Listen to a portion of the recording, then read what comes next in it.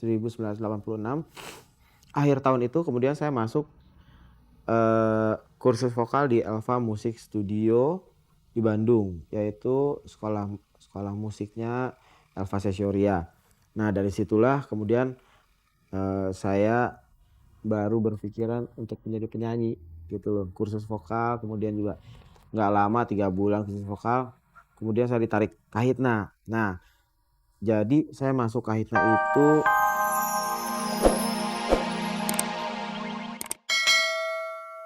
pada waktu kelas 2. Saya ngerasa banget teman-teman di kelas nih kok kayaknya kompak banget gitu buat untuk bandel. Misalnya pagi-pagi misalnya nih, namanya juga kan sekolah di Bandung, pagi-pagi datang sekolah tiba-tiba hujan besar.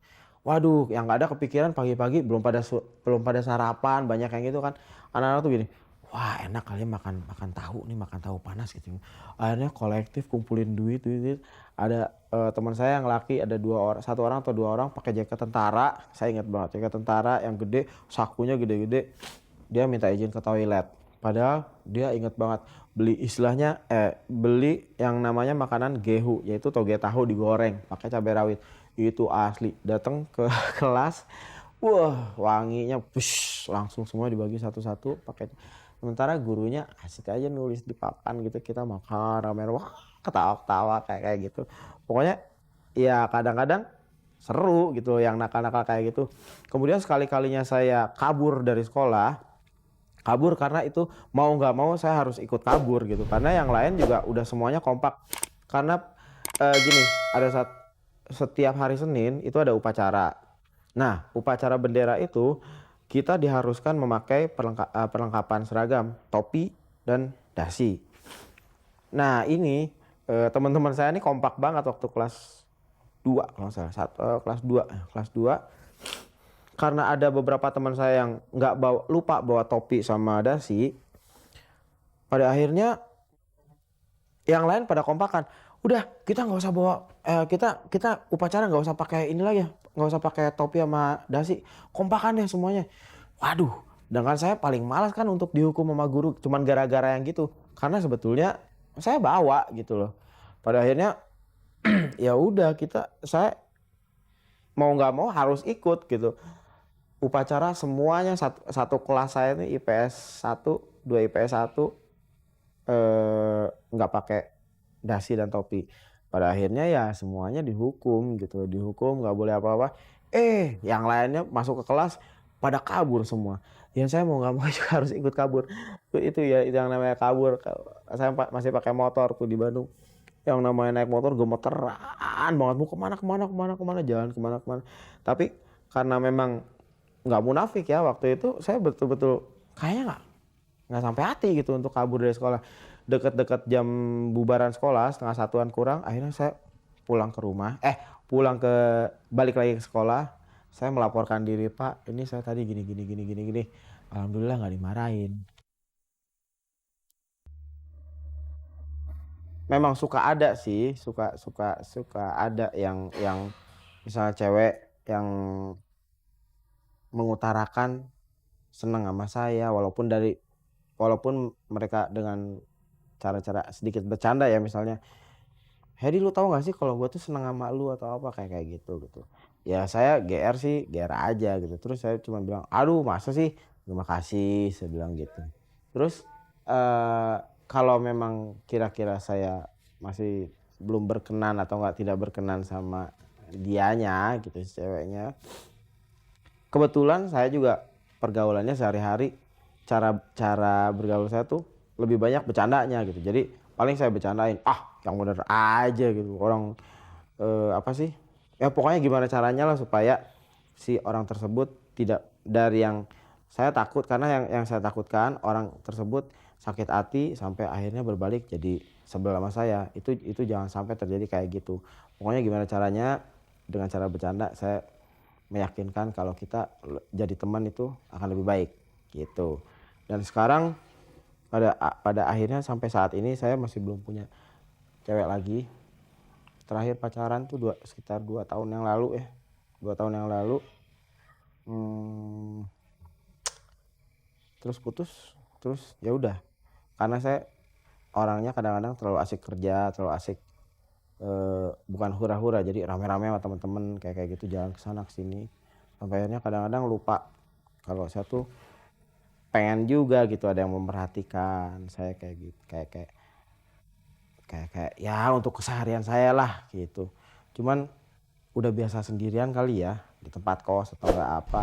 Sampai sekarang saya tinggal di rumah juga sendirian, cuma ada pembantu. Jadi udah biasa mandiri, kadang-kadang ya saya bisa memperhatikan diri sendiri, merawat diri saya sendiri. Saya putus sama pacar saya pada dasarnya sih mungkin karena orang tuanya orang tuanya dia kurang setuju sama saya gitu. Nggak tahu kenapa, mungkin masih ada berpikiran orang tua zaman sekarang ya, eh, kalau hidup dengan seniman itu tidak tidak bisa pasti gitu penghasilannya kayak gitu, kurang menjamin gitu. Jadi pendidikan nomor utama.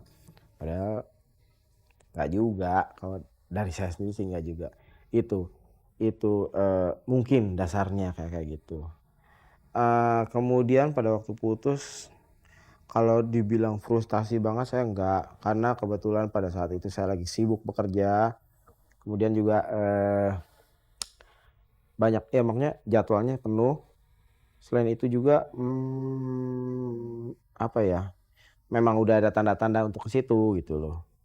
Dan saya sudah harus lebih siap. Pada saat itu saya merasa, wah gue mesti siap nih, kayaknya mesti putus gitu. Ya sedih sih sedih, beberapa hari sih sedih gitu loh. Habis bayangin putusnya juga cuma di telepon putus. Terus saya mesti pergi latihan. Di tempat latihan di studio sama anak-anak Kahitna, saya cuma ngelamun aja. Sedih juga. Cuman ya kalau prinsip saya, sesuatu yang bikin kita sedih jangan terus dibawa pakai perasaan gitu. Karena semakin dibawa perasaan semakin sedih, semakin sedih. Kapan habisnya? Mendingan kita lupain aja. Bukannya mau melupakan masa lalu ya, makanya yang dulu-dulu enggak. Cuman ya udah deh, yang udah ya udah. Sekarang kita bikin baru lagi. Dan alhamdulillah sama bekas pacar saya itu sampai saat ini hubungan saya baik-baik saja. Kalau yang pertama kali mengajak saya terjun ke dunia entertainer, kemudian nyanyi ya. Awalnya dulu nyanyi. Eh Kalau dibilang siapa itu banyak sekali gitu loh, yang berjasa ataupun yang mengajak saya. Tapi pada awal mulanya memang saya lulus SMA tahun 86, 1986.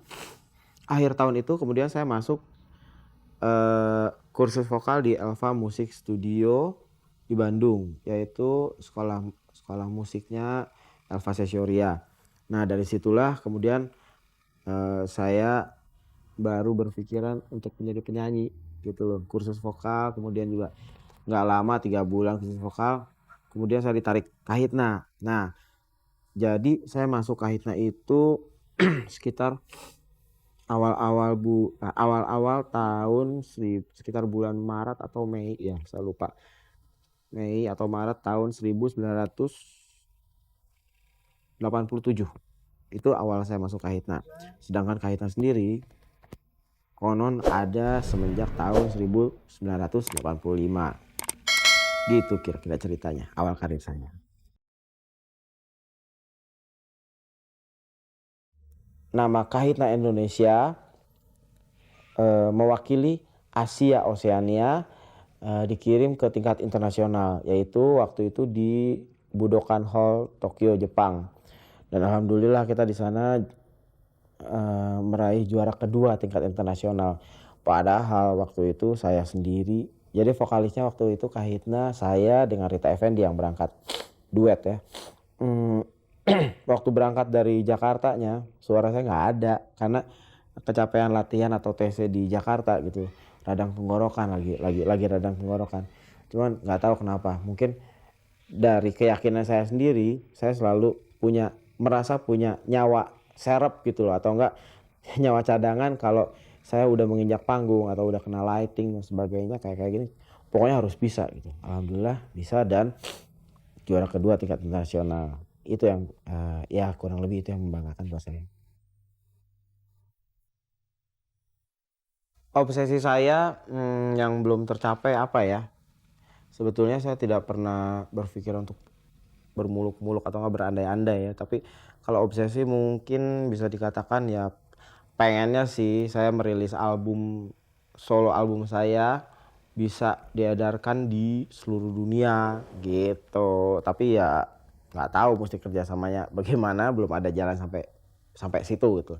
Alhamdulillah baru sampai tingkat Asia aja kaset saya diedar di situ. Seperti di negara tetangga Malaysia, Singapura, Brunei. Ya pemirsa, itulah tadi sekelumit perjalanan hidup saya dari kecil sampai sekarang. Untuk itu, sekarang saya mohon pamit. Sampai jumpa lagi di lain waktu dan kesempatan. Assalamualaikum warahmatullahi wabarakatuh.